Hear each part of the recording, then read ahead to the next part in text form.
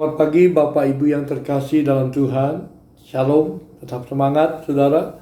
Pagi hari ini mari kita membuka sama-sama satu firman Tuhan di dalam Kisah Rasul 9 ayat 1 dan 2 menjadi ayat bacaan kita. Alkitab katakan begini: sementara itu berkobar-kobarlah hati Saulus untuk mengancam dan membunuh murid-murid Tuhan. Ia menghadap imam besar dan meminta surat kuasa daripadanya untuk dibawa kepada majelis-majelis Yahudi di Damsyik, supaya jika ia menemukan laki-laki atau perempuan yang mengikuti jalan Tuhan, ia menangkapnya dan membawa mereka ke Yerusalem.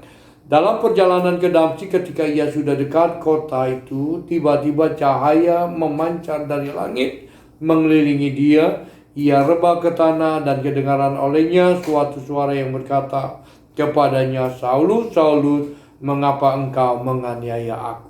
Nah, ayat ini adalah kisah tentang bagaimana bertobatnya Saulus dan menjadi titik perubahan di dalam kehidupan seorang yang bernama Paulus, saudara. Kita tahu bahwa dia begitu luar biasa di zamannya, dipakai Tuhan menjadi satu alat kemuliaan Tuhan.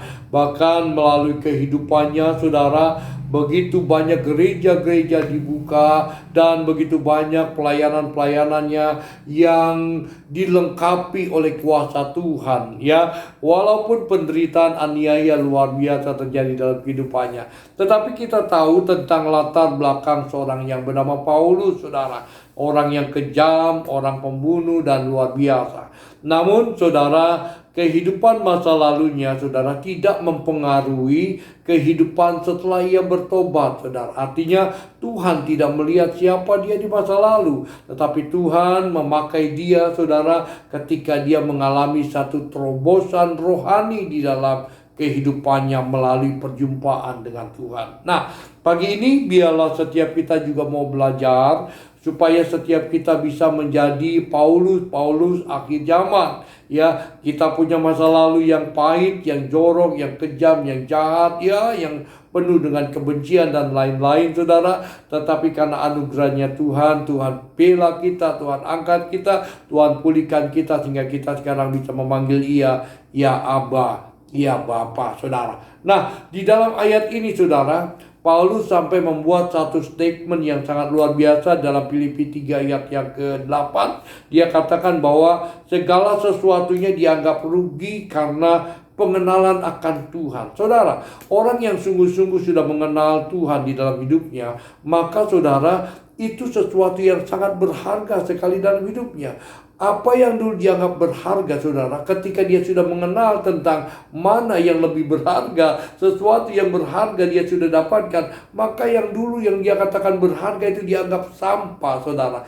Intinya di sini adalah jika kekristenan kita sungguh di hadapan Tuhan dan mau menjadikan hidup kita sungguh-sungguh mengenal Tuhan dengan benar, saudara, maka kita akan menganggap masa lalu kita itu tidak ada artinya dibandingkan dengan apa yang kita dapatkan sekarang.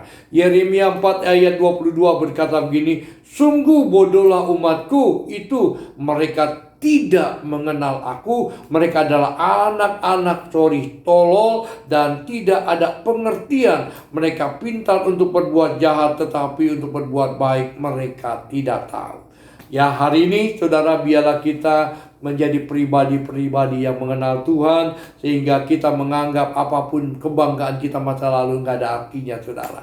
Ya, segala sesuatu, saudara, yang kita dapatkan hari ini lebih berharga dari apa yang dulu kita anggap sesuatu yang berharga. Kiranya kita menjadi pribadi-pribadi yang berjumpa dengan kebenaran-kebenaran itu.